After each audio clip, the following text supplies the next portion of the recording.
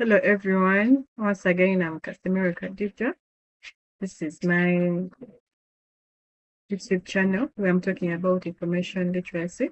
So, right now, we're going to talk about information sources. Yeah.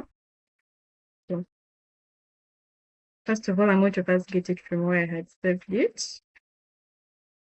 My information sources. So, here is my work in a PowerPoint presentation. So, here in my information sources, I'm going to talk about only three things. I'm going to define it, understand its text. I'm going to talk about the text that we understand them. And then we are going to talk about the credibility and its format. So in our first slide, in our second slide, we're going to talk about the definition of information sources. So information sources are materials that provide data, facts or insights to support learning, research, and decision making.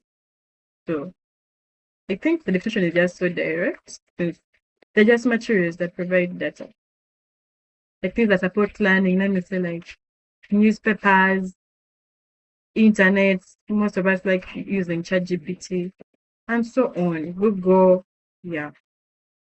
Then we have its types. We have the primary sources, we have secondary sources, we have scholarly sources and popular sources. So the first one I'm going to talk about is the primary sources. So these are the original first-hand projects of events or research. And its examples, you have diaries, letters, autobiographies, original research articles, and many others. These are like, as we have said, firsthand. They're usually like the first thing we do before we process it into information. So those are our primary sources. Then we'll talk about the secondary sources. So we get to know that these are interpretation, analysis, or summaries of the primary sources. So the examples we have textbooks, encyclopedias, review articles, documentaries, biographies, and many others. So these are like the processed information, like the second hand, something like that. Then after the secondary sources, we are going to go to the scholarly sources. So we get to these are resources written by experts for an academic audience. And these are peer-reviewed, such as research reports, academic journals, and others. Then popular sources, which are written for general public and not usually peer-reviewed, like the newspapers, magazines, blogs, and many others. They are usually written in paper form. After that, we are going to compare between the scholarly and the popular sources.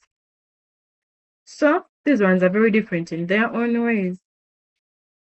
So the number one difference between the scholarly sources and the popular sources is that for the scholarly ones, the audience are usually experts and researchers. It cannot just be us.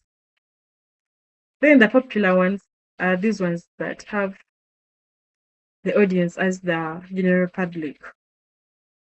Then the scholarly ones, they use either technical or formal language. It's for only those that have that high IQ and critical thinking that will understand what they're really trying to communicate.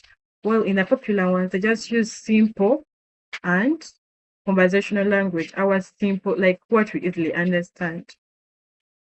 Then in scholarly ones, the sources, the information sources, like they are of references and citations, where we have like it was made in this year by this person. Well, in popular, they're not usually cited, they just only provide the information and where it comes from, how it is, the area, it's not really talked about. Then, lastly, we're going to talk about the formats of information sources.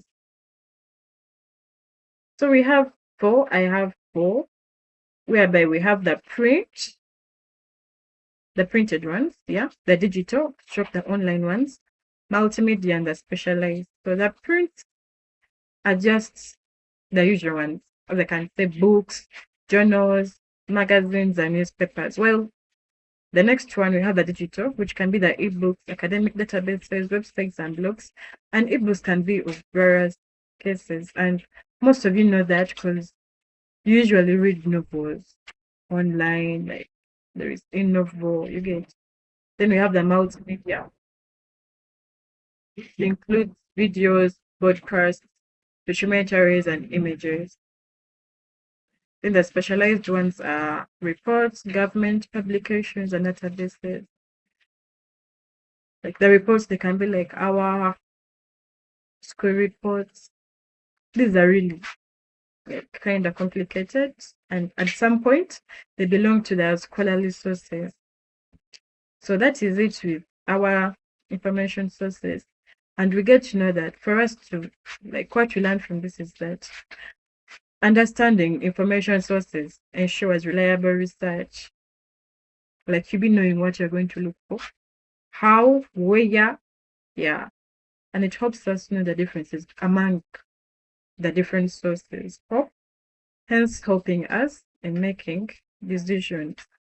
Thank you very much. Once again, I'm Khadija.